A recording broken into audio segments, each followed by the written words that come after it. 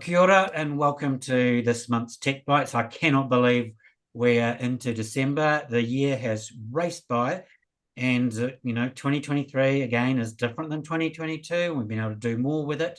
But I'm here today talking to Vic, a good colleague of mine. I've known for a while. We worked together in DECA. She's now the CEO at IT Professionals, which we're going to ask her about that in a moment. But kia ora, Vic. You're a very busy woman with all the things you have in hand over the year, apart from your day job. But do you mind introducing yourself a little and what your day job is right now? Kia ora, Craig, and thanks for having me. I really appreciate it. And I love being on someone else's podcast. It's really cool. So kia ora koutou ko, Victoria MacLennan, toko wikawa, but please call me Vic. Everyone does. So my day job, or my main job, is the CEO of IT Professionals, which is the industry peak body for those who work in the digital technology industry. And IT Professionals is over 60 years old. It was formed as the New Zealand Computer Society. And I imagine that was a bunch of men. I know it was men because I've read the minutes of the first meeting, sitting around in a room going, we all work with these newfangled computer things. We should be talking to each other and form some kind of club, which is what they did back then. You asked what that involves, which is a really complex question. It's a really diverse role and includes everything from working with members to help them realise their career aspirations through to government advocacy, working with colleagues like yourself, to working across the education system to ensure there's a focus on digital technology education, which I'm going to talk about a bit more later, and try and help reduce some of the fragmentation that's happening in the kind of the careers, skills and talent space in digital tech. So it's really diverse. And as CEO, you're the finance manager, you're the HR manager, all of those other things as well. So of a small not-for-profit that runs on the smell of an oily rag, just like yours does, so you know all about that, Craig. But I wear a couple of other hats. I'm co-chair of DECA, the Digital Equity Coalition Aotearoa. I'm the chair of the Standards Approval Board. I'm the chair of Digital Future Aotearoa, another fabulous charity in the digital equity space. And there are probably other things, and I still own some tech companies, and I have shares in others. But we need to move on to other questions. Yes. Well, it's fascinating you talk about the Computer Society starting with a bunch of men in a room, because TUANZ in 1985 started pretty much the same, because I've read the minutes, seen the photos, and it was a bunch of guys in Wellington basically sitting down and going, we're getting these new digital telecommunication services, what are we doing with them? So and then became an advocacy group, but which sort of does lead me on to the next question I've got for you, which is, if we go back to the beginning of your career as a young woman, as a younger woman, what thank you encouragement did you get to go into technology, and what got you started in that space? So I got no real encouragement per se. I didn't know what tech was, and I totally fell into it. So to tell you a little bit about my potted history, I dropped out of school in the 7th form because I was really bored, enrolled at Nelson Polytechnic to study accounting because I was a bit too young to leave home at that stage. I think I was 16. And while I was there, I worked part-time managing one of my parents' fast food joints that they had a couple in Nelson, and work nights. And then I got another part-time job working for a company who service scales and slicers and cash registers and other equipment for businesses as an office filing clerk, basically just an office admin part-time job. And when my studies finished, they offered me a full-time job in office admin. But within 3 months of working there, I was out calibrating scales. Like, I would go into the freezing works with all the smells that come with it and all of the blood and gore and guts and everything that comes with it. And I'd be out there with the weights and measures people in Nelson, which is just such a lovely symbiotic story now that I chair standards. That was my introduction to standards really early in my career, and calibrating the scales in the freezing works or in the supermarkets And then within 6 months of working there, I was programming EFTPOS machines, some of the first ones that were deployed in the country, and then installing some of the first supermarket scanners in Aotearoa as well. And all of that culminated in me driving around the South Island with a bootload of EFTPOS machines destined for pubs who had this tendency to destroy them with a pint of beer over their EFTPOS machine, and every couple of weeks they'd need a replacement. And I'd drive around every few weeks and install and program and configure these EFTPOS machines. All of that said, my father did buy us a Commodore 64 for my brother and I. So we had been exposed to technology and computers from a really, fairly young age. And I think that's why I was just naturally inclined to be able to pick these things up in that very first job and turn my hand to tech. So yeah, it was the story many people tell. I fell into it. I didn't study it. I didn't go into tech by design.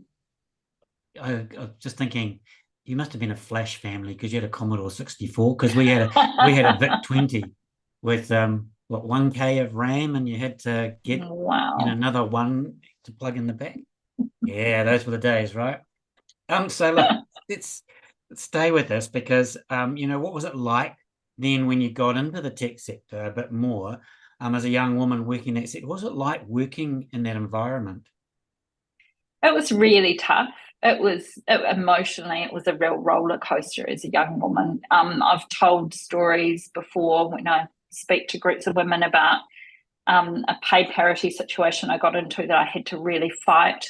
And I was lucky to have my male colleagues alongside me, helping me with that fight to get pay equity with my team who were doing exactly the same job, and faced with all of the prejudices of, they're the breadwinners. Well, I was the breadwinner for my whānau at that point as well. But I remember a couple of years into my career, I landed this amazing job when I was on my OE in the UK. And I didn't know it was an amazing job, but now when I look back, it's like, oh my God. And I was working on programming a Linux kernel. And I landed that job because I could touch type. Thank you very much, Nelson College for Girls, for forcing me to do that. And I could talk to people. So I worked in a long room of chain-smoking young men who all had beards and ponytails. It was so cliche now when I look back on it. And they were chain smoking and taught me how to drink black coffee. And I think I was drinking about 7 black coffees a day. So, just all the stereotypes of the early 1990s. But my job was to be our human interface with the other teams and our customers. And I wasn't the best programmer by far, but I could type faster and more accurately than any of my colleagues. And they were lovely and they supported me, but I really struggled in that environment, being the only woman. And when I reflect back, I didn't work with another woman as my peer or in my team for about 10 years. I did encounter women in management roles who didn't treat me well or provide support. So I made it a real quest for myself when I was in my 20s to become a leader who could support and nurture women in the industry. And I've mentored many, many women over the years who really struggle with the bro culture, the unconscious and conscious bias that place barriers in their way. So those formative years really shaped the rest of my career. Okay, well, so what does the journey look like that takes you from that job right through to where you are now? I mean, I've known you for a number of years. You still own some of your own companies. So you did startups. You've gone through a wide range. You helped with NZ Rise. Now you're at ITP. You're a voice and a person that people in government come to. So can you talk us through some of the important decision points you made along that way? Yeah, so I kind of talk about my career like it was in chapters. In my 20s, I was hands-on tools and learning about the importance of people and teamwork and customer success. In my 30s, I moved into leadership and management and climbed the corporate ladder, which once I got there, it totally burnt me out and I hated it and turned me into someone I didn't like. So that was a really important decision point, I guess, that I didn't want to be that person. In my 40s, I was really focused on starting and growing businesses, as you've said, very focused in the commercial space. But then in my later 40s, I started to have my one hand in the kind of not-for-profit space, volunteering my time for governance roles. And that's where I got really involved in NZ Rise, because as a woman in business, I walked into this environment where I found that men in business didn't want to share, and they didn't want to collaborate, and they didn't want to help me. I was new to this. I was starting something up, which I've now grown into a great, wee, profitable company, being Optimal BI. And I really struggled to find a peer group. And I met some guys who were just forming this thing called NZ Rise, and that's how I got involved there, because it gave me a peer group. And then that moved into kind of the government advocacy space. And we were very focused on getting a level playing field for New Zealand-owned companies when selling into government. And then now I'm in my 50s, I'm 53, and it's been a complete change again. And there was a deliberate decision point that I made to do this. And I'm focused now on giving back, on changing the face of our industry, and on closing the digital divide. So I still own shares in businesses, and I have loads, too many unrealised share options in startups that I've done governance and advisory for that will never come to anything, sadly. But my time is spent in the not-for-profit and advocacy world now.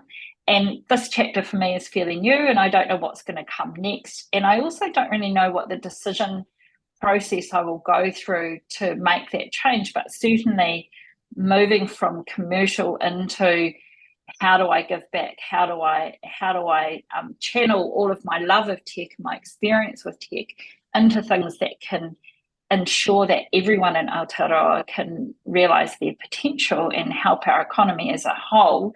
I realised I was better off doing that in this broader kind of way than growing companies and employing people.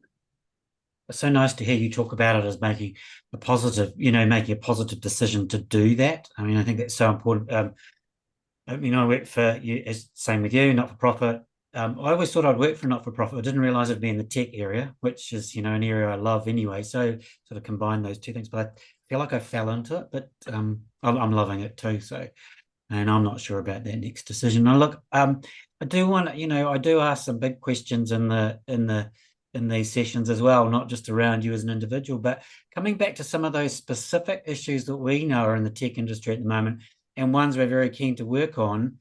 Let's start with that talent side, because you are the IT professionals, you are the individuals that work in the organizations. We know from all sorts of research we have an issue around lack of skilled staff, not enough women, not enough Māori and Pacifica, or any ethnicity really. What sort of things do you think we as individuals can do to improve that situation? Yeah, I get asked this a lot. So I kind of have a standard 3 areas that I suggest people can focus on. One is in your own workplace. We as individuals can all be the change. We can all be part of creating a culture of belonging, so that anyone who doesn't look like me, or doesn't look like you, Craig, or doesn't look like the rest of the majority of the tech part of that organisation, can find their place working there. And that takes courage. That means you need to speak up when you see others are being ignored or talked over. So if you're in your stand-up, I've said to some young men recently, if you stand up in the morning and the 2 young women that you've got on your team haven't had an opportunity to speak, you need to call that out and ensure that they actually do, are afforded those opportunities. You need to look for gender and other bias in action and call it out, and that takes courage. It's quite challenging for some people. And be really supportive and encourage your peers to do the same. There is nothing more heartbreaking than a company attracting a fabulous wahine Māori into their organisation, but that company doesn't reform their bro culture, and that fabulous wahine Māori doesn't find a place that she belongs, and so she leaves. So that's the first thing, just be part of the change. The second thing everyone can do is become a mentor. No matter where you are in your career, there will be people you can support who are trying to walk in your shoes, who are either at your same level but wanting to transition into a role like yours, or at a different level in their career. IT professionals members can participate in a mentoring program that we run, and we have a specific focus now on helping women in the industry find other women to mentor them. But everyone can be a mentor, so look for opportunities to mentor others and give back that way. And then the third category I talk about that we as individuals can do is really encourage our employers. And if there are employers listening to this, this is for you, to really walk the talk. So creating entry-level roles in their organisations, partnering with different programs who are focused on diversity to help recruit into those entry-level roles and put support structures in place so that when someone does join your organisation, like that fabulous Wahine Māori I was speaking of earlier, they're really well supported. So that means teaching your seniors to become mentors and coaches for new people who come in. And the other thing as part of that is encourage continuous improvement that will help modify your culture. Culture is hard to change. You can't change it overnight. It takes lots of small changes. So I'm also a big fan of calling out sacred cows. So if there are things in your culture that are the way they've always been, staff collaborating on identifying those sacred cows and calling them out and effecting change and empowering your staff to do that is really important. So those are things that we can all do as individuals. Okay, let's take it out a little step, to our organisations. We're membership organisations, so we are trying to meet the needs of our members, but we do want to take a lead on some things as well. So what can organisations like ours, ITP, 2ANZ, do in the same space around these issues around the tech industry and inclusivity and growth of talent? So I think we should be held to a different standard, and our roles are really, really critical and really important for supporting young people into our industry, supporting people who don't look like us into our industry. And it breaks my heart, really, Craig, that I hear stories from young women who are experiencing the same experiences that I had 30 years ago coming into the workforce. And that is really heartbreaking. And we have a role to play in helping encourage and educate employers to be part of that change. The second thing I think is really important for us as industry bodies is digital technology is really immature. And it's immature for lots of reasons. One is there's no governing legislation to start with. So there's nothing to compel us to mature, like engineers and accountants and medical professionals. It's relatively new, being 65 years old, which compared with health or construction or even electricity is a relatively new industry. But I see all of this as excuses. I think it's changing so rapidly every day that we really need to mature. So our organisations have a real role in advocating for that maturity change and helping everyone kind of open their eyes to looking at the way that we as an industry behave and perform differently. And to do that, we need to collaborate. So industry groups by their nature are under a lot of pressure to support their members' agendas and interests. So we have a tendency to go off and do our own thing, and it's just natural. And there are many opportunities for us to connect up and deliberately map out our programs to align, just like you and I are doing right now around aligning Flint in the IT professional student member program. So how can we create a great experience for someone as they come out of their higher education into the Flint program to be supported? While I think about alignment with our organisations, getting alignment of our messaging is the other thing we need to do more. And I know we've been doing a bit more of that this year. But someone once pointed out to me that our New Zealand wine industry does this really well. There are hundreds of wine producers, but they export, advocate and position their industry under one kind of New Zealand wine banner and one set of New Zealand wine messaging. And we need to do the same for digital tech, because at the moment I think it's just too fragmented and a bit too confusing. And that probably comes down to that maturity issue. But yeah, those are kind of the things I think we need to focus on together. Cool. I mean, yeah, so important, but let's just keep going down this track, the things we're working together on. So let's talk digital equity in general. Again, for 2ANZ, again, it's one of our top 6 key issues that we've shared with government, and particularly this new one. We know from all our mahi together that we have several groups of people that are struggling to get online. I had a phone call last week from someone who's in Matamata working with elderly people and just so passionate about what they're doing, and I didn't even know they were there. So great to be able to engage with them, but there are several groups of people struggling to get online. Tell me a little bit about what you're doing and what you're involved with that's going to make an impact in this space. Well, in lockdown, as you know, a group of us, including you, found ourselves on calls all day long talking to community groups, teachers and others who couldn't reach their communities or students, which really shone a light on the digital divide. And you know, that 2020 change, I thought, great, we're actually really going to move forward. From there, DECA was born, and I spent a great deal of my time in this space, which is focused on supporting the community who are out there trying to close the digital divide, like your person in Matamata.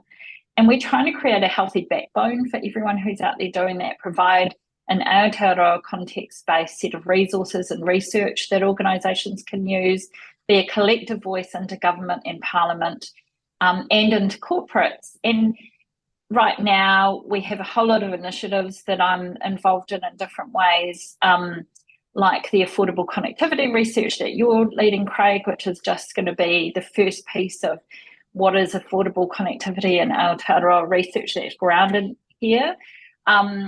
There's a bunch of feedback that we've been collecting from community groups around census and giving feedback to stats about census and the digital divide. We're also collecting feedback across the community and front-facing workers that we're going to give to big businesses like banks and telcos and the government on the impact of their services moving online for communities. And there's a wide range of other initiatives in the DECA space that I'm involved with. And I see my role as part of the kaitiaki of just ensuring that the team can do this mahi, direct the traffic, do all of the things that need to be done behind the scenes, and kind of just smooth the waters and smooth processes to enable the space to move, because 20% of New Zealanders are on the other side of that digital divide. And you know, what can the government do is a really good question here. I would say more than they can do now. We've had successive governments who acknowledge this problem and acknowledge through initiatives like what the Productivity Commission produces that we need to do something about it, but actually don't take effective action. And so it's a really complex challenge of what government can do. But the first thing I would say, and something that I'm actively working on with government, is reduce the fragmentation of activity and effort. I call the government support for the digital equity space a lolly scramble, lots of different tiny funds, nothing that's really going to shift the needle. So reducing that fragmentation generally, and it's hard to move the system of government, as we both know, but that's a space that I can also play and support, is trying to get that real clarity of messaging for government and for ministers. Yeah. All right. I realise you're an incredibly busy woman, so let's get to the last question. Let's just go big picture to end up with. You're a digital leader in Aotearoa. What big ideas should a country like ours focus on if we want to move up that global digital competitive ladder? Yeah, and you know, when the technology has been created elsewhere and not here, and we're at the arse end of the world, we really need to do a geared shift here, you know. I think there's a couple of things we need to do. One is our education system. We need to take digital technology education more seriously, stop bundling DT, as it's called, into the wider technology space alongside woodworking and metalworking, because it languishes there at school level. Invest in more DT teachers. But really importantly, this is the most important thing we need to do, is upskill and train all of our teachers so they become digital natives and they can be passing that support and information on to those in their classroom.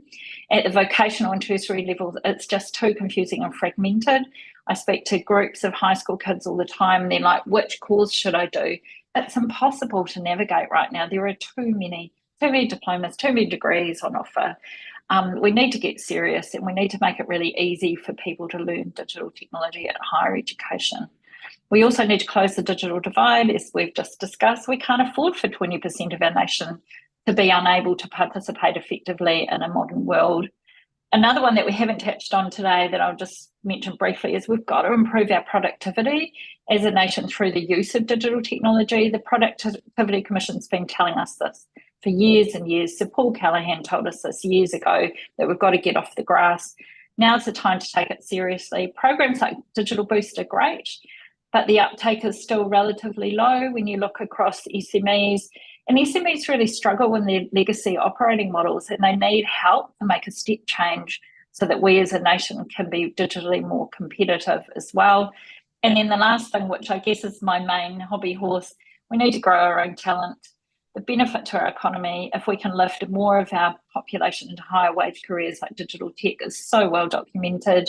We need to find a way to complement serious talent creation with immigration. Both need to exist, but it's so easy for employers to look for a perfectly formed senior and go offshore and import them, whereas there's no real support for employers in digital technology to invest in or know how to grow their own capability like there is in construction and other industries where there are really simple and focused government supported pathways into their industries. So that's my starter shopping list. I won't get into access to capital and all of that other stuff. If we can get the education system, the talent system, closing the digital divide and improving productivity, we're in a much better place than we are right now.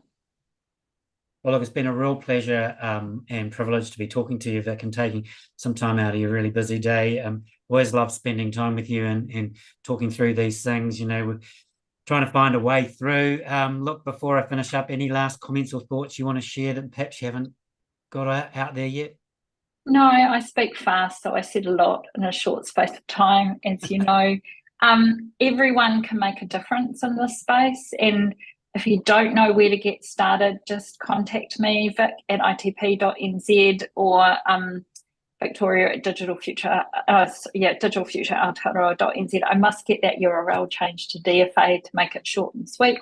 Feel free to reach out, and I can connect people with different programs that they can get involved with. But everyone's got capacity to do something, and I just like to encourage everyone to find something. You work in tech, but you can still make a massive difference to a small community or a person in Matamata who needs help reaching their community as well. So get involved. Well, thank you so much. And thank you everyone for being part of Tech Bytes this year. This is the last one there, this December issue. We will be back. We're back on the first Friday of February with a young wahine who has been part of our Flint team and then has gone off to be an entrepreneur and has started her own AI business, has funding. I'm going to talk to her a little bit about her journey and where she sees, and maybe we'll ask her how she feels things are in the industry today compared to what the stories we've just heard from Vic. So thank you everyone again. Have a great rest of the month. Enjoy your Christmas and your break over the new year, and we'll see you back with Tech Bytes next year. So mā te wā.